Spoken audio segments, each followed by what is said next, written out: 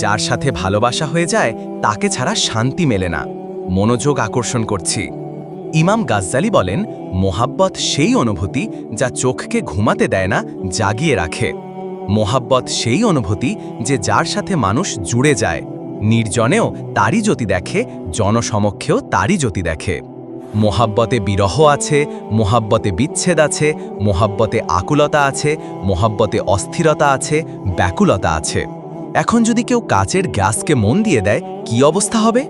কাচের গ্লাসকে মন দিয়েছে, মনটা আটকে আছে গ্লাসে, কোথাও এটা ভেঙে না যায়, কোথাও এটা পড়ে না যায়, কোথাও এটা নড়ে না যায়। এত নাজুক জিনিসকে মন দিয়েছে। আর ঘটনাক্রমে মন যদি গ্লাস ভেঙে যায়, তো এদিকে গ্লাস ভাঙল, ওদিকে মন ভাঙল। কেন?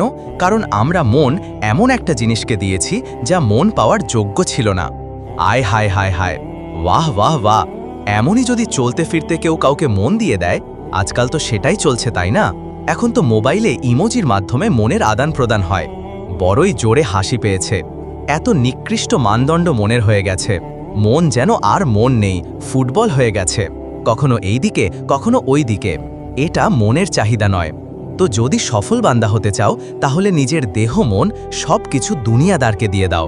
মন যদি দিতেই হয় তো পরওয়ারদিগারকে আল্লাহকে দাও। সুবহান আল্লাহ। আহমদে মুখতারকে দিয়ে দাও।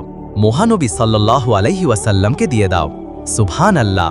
তার 4 বন্ধুকে সাহাবীকে দিয়ে দাও। আহলে বাইতে আথারকে দিয়ে দাও।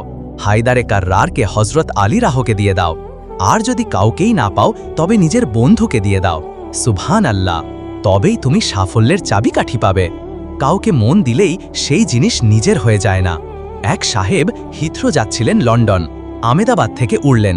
9 ঘন্টার ফ্লাইট যাত্রায় তার প্লেনের সাথে প্রেম হয়ে গেল।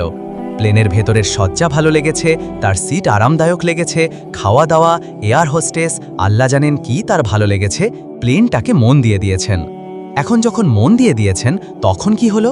যখন হিথ্রোতে প্লেন ল্যান্ড করল লন্ডনে, তখন সব যাত্রী নেমে গেল। হ্যাঁ জনাব, বসে আছেন। না, আমি এই প্লেনের প্রেমে পড়েছি, আমি এই প্লেনের প্রেমে পড়েছি, আমি এই প্লেন ছাড়তে পারবো না, আমি এই প্লেনের প্রেমে পড়ে গেছি। তিনি এসব বলছেন। তো এই কথা বললে কি সেই 50-60 কোটি টাকার জাম্বো জেট প্লেনটা তার হয়ে যাবে? হ্যাঁ, হবে না।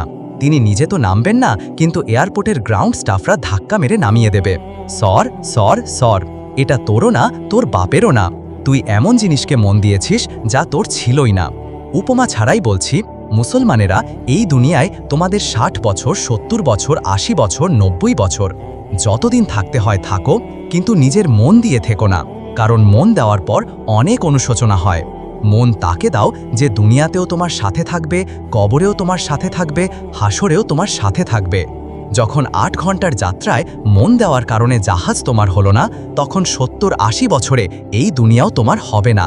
বাহ বাহ, বেশাক, খুব সুন্দর, খুব সুন্দর। এই জন্যই রব তাআলা বলেছেন, জালিকা মাতাউল হায়াতিদ দুনিয়া। এটা তো দুনিয়ার জীবনের ভোগ সামগ্রী মাত্র। এটা তো দুনিয়ার মাতা, ভোগ্য বস্তু। একে দুনিয়াতে পেয়েছো, দুনিয়াতেই